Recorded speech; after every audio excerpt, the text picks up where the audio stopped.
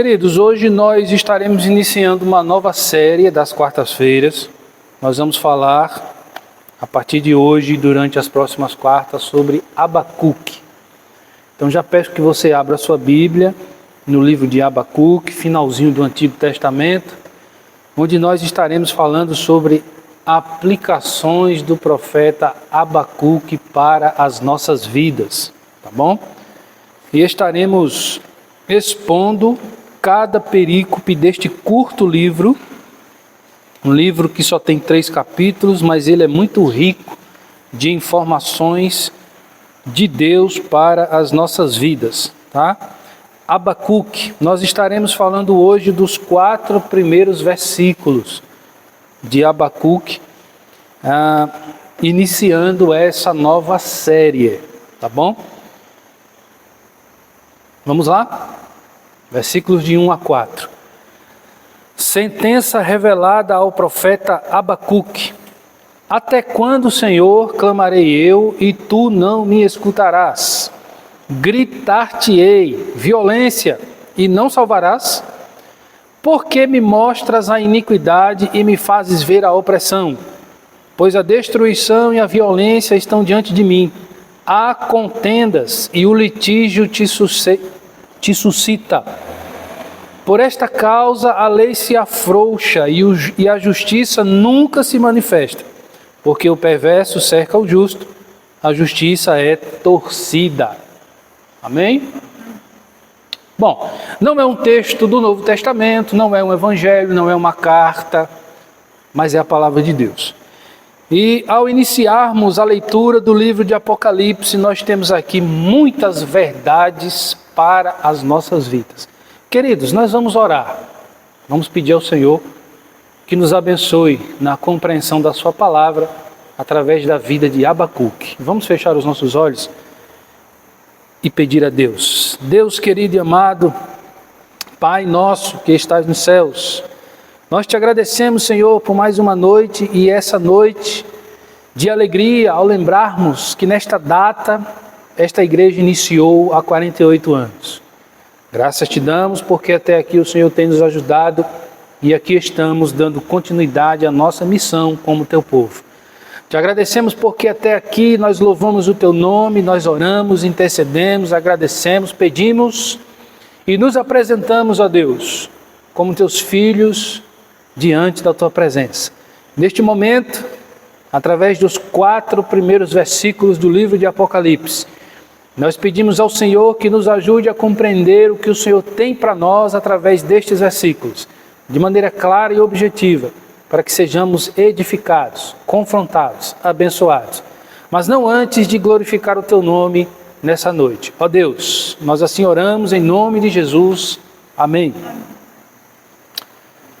Muito bem, queridos, Abacuque significa abraço, ou aquele que abraça. Tá? Então, olhando para a vida de Abacuque, nós vamos aprender ao longo das próximas quartas-feiras que Abacuque nos ensina a abraçar a lei de Deus. Vamos lembrar, como eu já disse aqui várias vezes, que quando nós definimos os nomes próprios da Bíblia, nome de pessoas e nome de lugares, nós já conseguimos compreender boa parte do que está escrito. Então, em Abacuque não é diferente. Nós vamos começar falando de um profeta que achava que tinha o direito de enfrentar Deus, mas que no final ele percebe que não é bem assim, né? E no final a gente vai aprender com Abacuque que nós devemos, na verdade, abraçar a lei do Senhor, ou seja, obedecer a Deus, certo? Abacuque, queridos, viveu há mais ou menos 600 anos antes de Cristo. Então vamos contar aí 2.600 anos arredondando de Abacuque até o nosso tempo de agora, tá? Há 600 anos antes de Cristo, Abacuque, ele era, além de um profeta, ele era levita, ele era ministro de música na casa de Deus, certo? Dito isso, olhando para o livro que leva o seu nome e que provavelmente foi escrito por ele, nós vamos aprender neste livro, neste curto livro, que Abacuque, o livro, trata-se de uma oração de Abacuque falando com Deus. Nesta oração, Abacuque dialoga com Deus, questiona a Deus e tenta enfrentar a Deus. É o que nós vamos ver neste livro. Abacuque sabe que os maus, as pessoas más, serão punidas.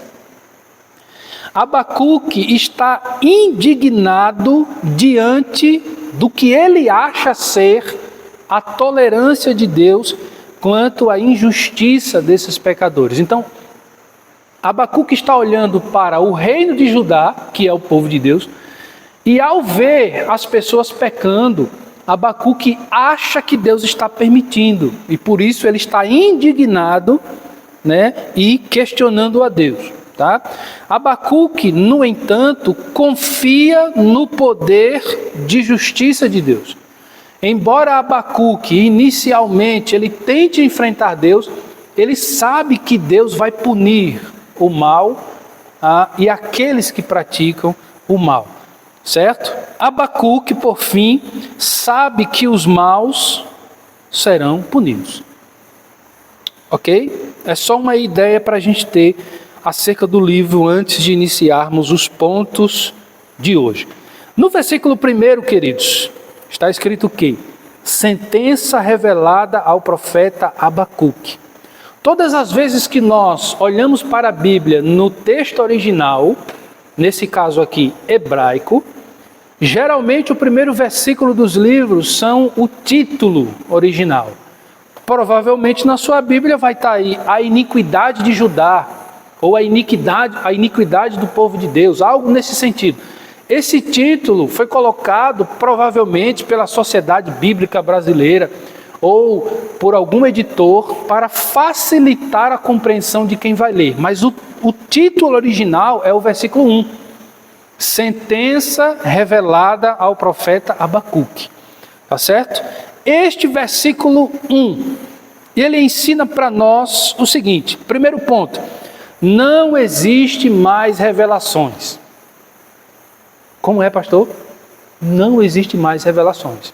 A revelação que existe, ela foi encerrada nas Escrituras. Você quer saber algo de Deus? Bíblia. É muito simples. Porque nós não estamos mais no tempo de Abacuque e nem no tempo de nenhum outro profeta do Antigo Testamento. Nós estamos agora em um tempo em que a Bíblia está fechada, concluída. Por isso ela é suficiente para sabermos a vontade de Deus. Mas pastor, eu preciso de uma resposta. Bíblia. Como é que eu vou encontrar essa resposta, pastor, se eu estou precisando agora? Você deveria ter um relacionamento com as Escrituras desde o início da sua caminhada com Cristo. Porque se você quer uma resposta de última hora, vai ser difícil.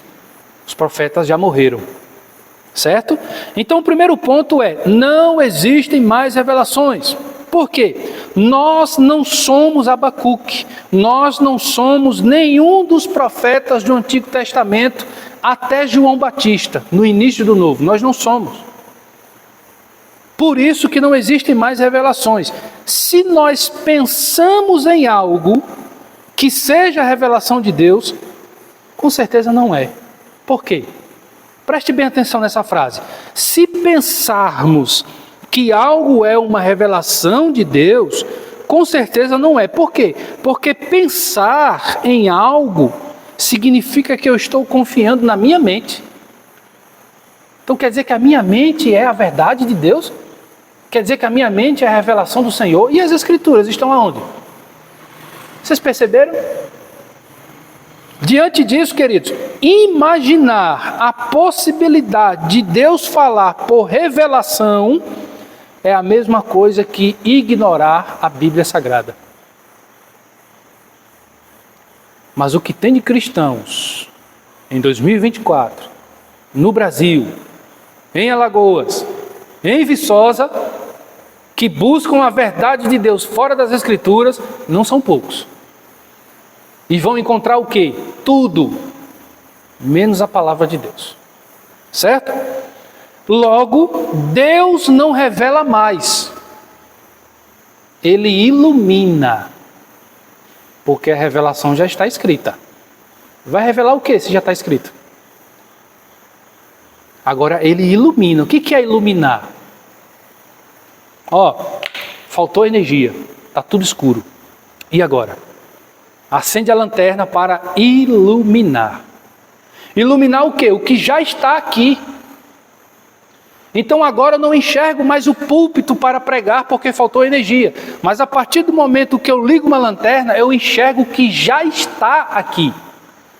Então Deus, por meio do seu Espírito, após a Bíblia ter sido completa, Ele não revela mais, porque já está nas Escrituras. Ele agora vai iluminar as nossas vidas para que nós encontremos, através do nosso relacionamento com a lei do Senhor, aquilo que Ele tem para nos dizer na sua palavra. E não naquilo que eu penso, naquilo que eu acho, naquilo que alguém disse, naquilo que alguém falou, achando que era a vontade de Deus. Não! É na palavra de Deus que eu vou encontrar. Amém? Diante disso, queridos, a iluminação do Senhor nos leva para as Escrituras. Então eu me encontro diante de uma situação complexa. E agora? O que é que eu devo fazer? Qual decisão tomar? O que é que eu preciso fazer de acordo com a vontade de Deus? Lembrei, há uma passagem na Bíblia que fala sobre isso. E diante do que a Bíblia diz sobre isso, eu tomarei a decisão conforme a palavra de Deus. É difícil? Não é. Difícil é ter um relacionamento diário com as Escrituras. Mas encontrar a resposta na Bíblia não é difícil. É difícil para quem não lê, para quem não busca, para quem é preguiçoso, para quem é devagar. Mas para quem tem relacionamento com as Escrituras, não é difícil. Diferente de Abacuque, hoje sabemos que não precisamos e nem podemos questionar a Deus. Porque durante o livro de Abacuque, assim como alguns outros profetas, Jonas foi um deles e nós já falamos aqui nas quartas, Abacuque questionou a Deus: Senhor, tu não estás vendo o mundo pecando contra ti? Não vai fazer nada? Você acha que Deus não vai fazer nada? Você acha que Deus não está vendo?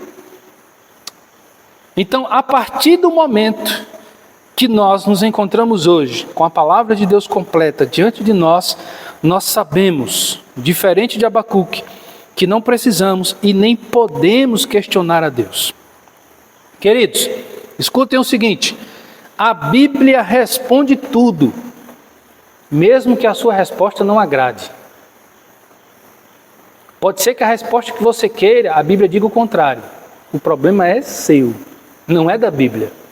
Pode ser que eu queira uma resposta na Bíblia, e a Bíblia vai me dar outra resposta e eu não vou gostar. O problema é meu, não é da Bíblia. Porque a Bíblia responde tudo. Dito isso, queridos, no versículo 1, nesta simples frase, que é o título original do livro, nós aprendemos que não existe mais revelações. Segundo ponto, versículo 2. Versículo 2 é Abacuque questionando a Deus: até quando, Senhor, clamarei eu e tu não me escutarás? Já sei, gritar-te-ei, violência, e tu não salvarás? No versículo 2, o segundo ponto é o seguinte: não existe uma fórmula de mover o braço de Deus. Já sei, eu vou clamar a Deus e Ele vai fazer. Ele vai fazer porque você clamou? Não, Ele vai fazer se Ele quiser. Se Ele não quiser, você vai clamar, vai gritar, você vai jejuar, você vai fazer um monte de coisa. Mas se Ele não quiser, não vai acontecer. Pastor, então para que buscar a Deus? Para que eu tenha intimidade com Ele. Eu não busco a Deus para conseguir coisas. Eu não busco a Deus para negociar com Ele, eu busco a Deus para ter uma intimidade com Ele. Se Ele vai fazer o que eu estou clamando ou não, depende dEle e não de mim. Percebe? Não existe uma fórmula de mover o braço de Deus. Gritar, desesperar, se emocionar, se fazer de vítima, pular, rodar, nada disso move o coração de Deus, o braço de Deus, nada disso. O que move o braço de Deus, queridos, é Deus, porque o braço é dele. Isso é tão lógico, é tão evidente, e as pessoas não entendem. O que move o braço de Deus é Deus, porque o braço é dele. Se ele não quiser, não vai acontecer. Se ele quiser, vai acontecer. Percebem? A compaixão de Deus está no real sofrimento do homem e não no fingimento. Todas as vezes que nós olhamos para o Deus chamado Jesus, no Novo Testamento, tendo compaixão das pessoas, nós estamos vendo um Deus que se compadece de alguém que está sofrendo realmente e não de alguém que está fingindo. Isso é diferente. Além disso, a compaixão de Deus tem um propósito e não um segredo para acontecer. Tem um propósito e esse propósito pertence a Deus. A compaixão de Deus está na real injustiça do seu povo. Porque quando aquele povo não é o povo de Deus e está sofrendo, isso é normal. Porque aquele povo não pertence a Deus. Agora, quando o povo de Deus está sendo injustiçado, aí é uma outra história. No momento certo, que só o Senhor sabe, para os propósitos dele, ele agirá e tomará as providências. Não porque alguém clamou, mas porque ele quis fazer. Isso é muito importante que nós entendamos. Queridos, Romanos 12:9. O amor não seja fingido. Paulo está dizendo o seguinte: se nós quisermos sermos abençoados por Deus, então que a nossa situação não seja fingida. Porque a coisa mais normal nos tempos de hoje é se fazer de vítima. Os irmãos não sabem o quanto eu estou sofrendo. A luta tem sido grande. Nós estamos passando vários dias orando, buscando a Deus. Sim, e foi o que Jesus disse: no mundo tereis aflições. Você está buscando a Deus? Continue. Se Ele vai fazer o que você está pedindo ou não, é outra história. Mas continue a buscar a Deus, porque a melhor coisa é estar na presença de Deus.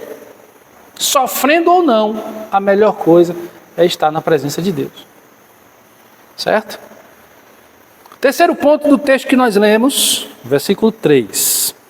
O primeiro ponto que nós falamos foi: não existe mais revelações. Versículo 1. Versículo 2, segundo ponto: não existe uma fórmula para mover o braço de Deus. Ele faz se Ele quiser, se Ele não quiser, Ele não faz e ponto. Terceiro ponto, versículo 3: o verdadeiro cristão se ofende com o pecado e não com a vontade de Deus. O verdadeiro cristão se ofende com o pecado. Veja que coisa profunda, versículo 3. Abacuque continua questionando a Deus: por que me mostras a iniquidade e me fazes ver a opressão? Pois a destruição e a violência estão diante de mim, há contendas e o litígio se suscita. Quando Abacuque continua a questionar Deus no versículo 3, nós estamos aprendendo que o verdadeiro cristão se ofende com o pecado. Tudo bem que Abacuque não está tão certo assim em questionar a Deus, mas ele vai aprender isso depois.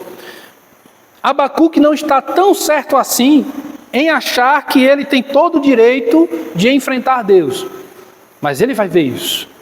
O que nós estamos falando aqui no terceiro ponto é que, apesar de algumas falhas de Abacuque, nós enxergamos um ponto positivo. ele se ofende com o pecado. Quando nós vemos o pecado diante de nós, qual é a nossa reação? A gente se joga no pecado e depois diz que é providência de Deus?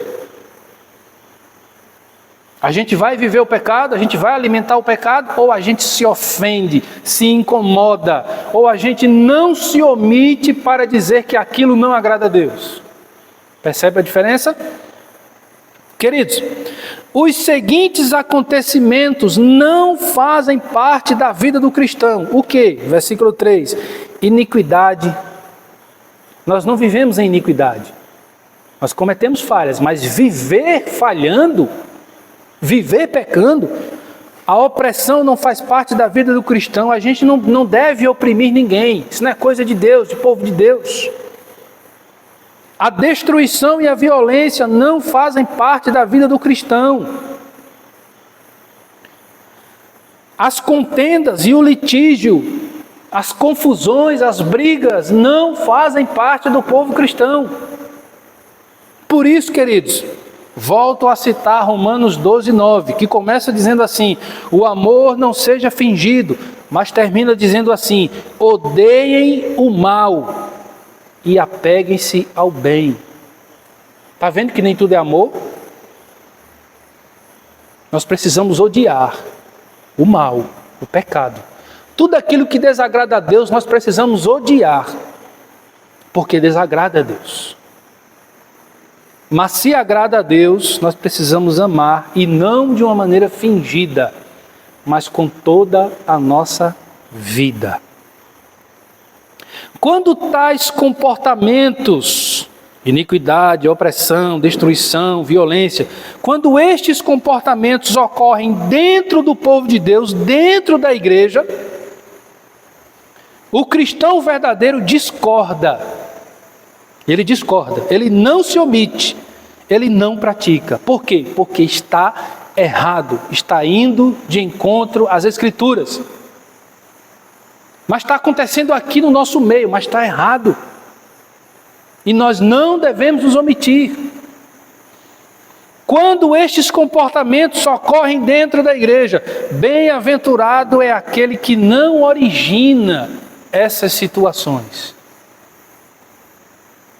Então Abacuque nos ensina, como os demais profetas, que quando o pecado ele surge dentro do povo de Deus, por alguém que é povo de Deus, ai dele, porque a palavra de Deus pesará sobre ele. Amém?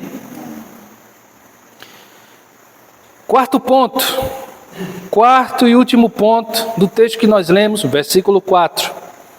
O quarto ponto é o seguinte: o pecado é a fonte de toda desgraça. Tudo que não presta é resultado do pecado. Toda a desgraça é resultado do pecado. Versículo 4, vamos ler. Por esta causa a lei se afrouxa. Abacuque não está dizendo que a lei de Deus se afrouxa. Ele está falando aqui da lei humana, tá?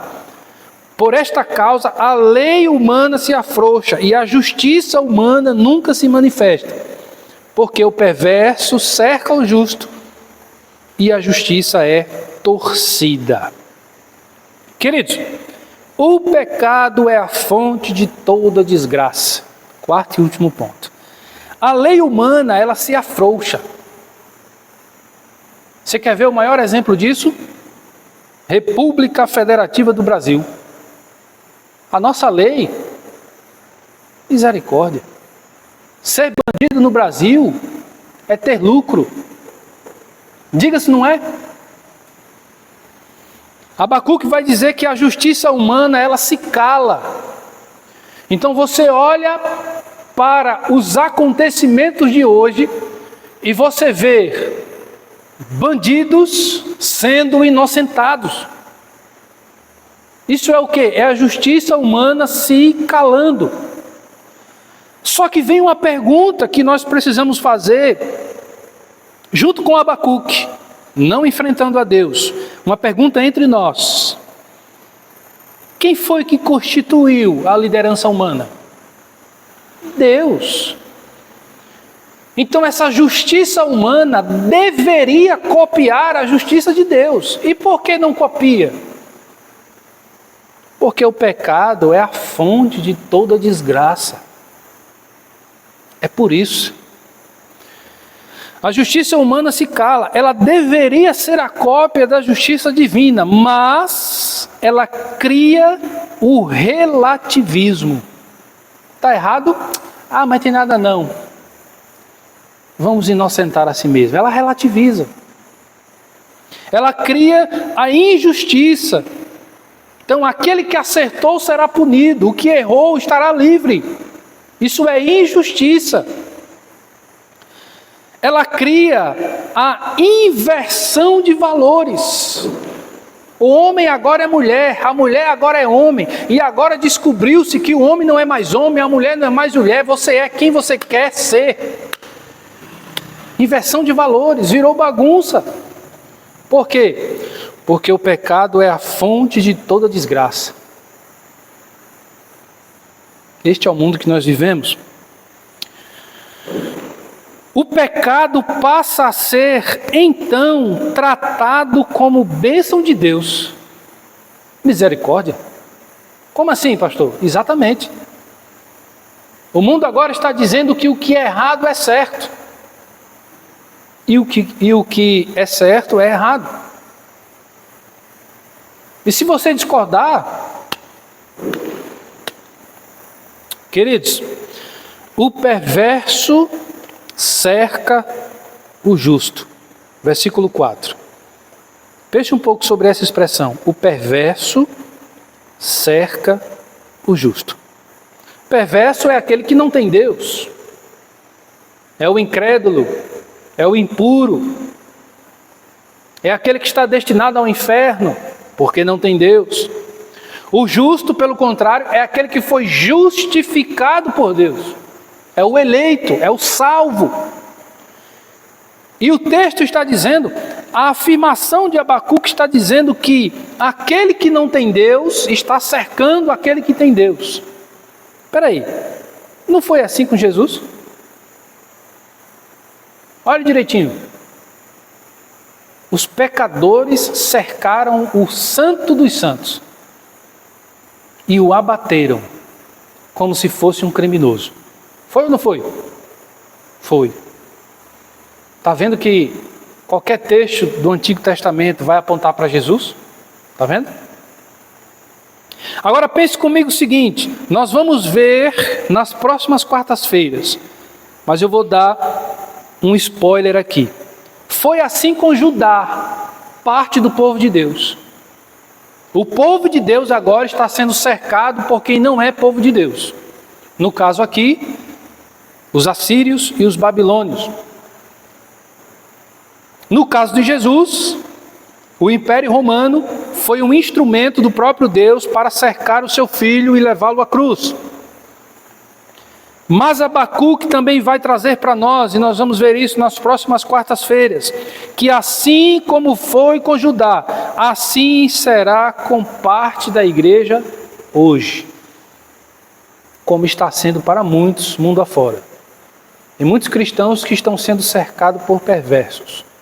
Estão morrendo como se fossem criminosos. Isso ainda não chegou no Brasil. Isso ainda não chegou em Alagoas. Não chegou em Viçosa. Como alguns gostam de dizer, né? Ah, as coisas em Viçosa acontecem por último. Se assim for, vai acontecer. Agora uma coisa eu digo, finalizando por hoje. Tomara que quando isso acontecer, nós não estejamos mais aqui. Amém? Graças a Deus.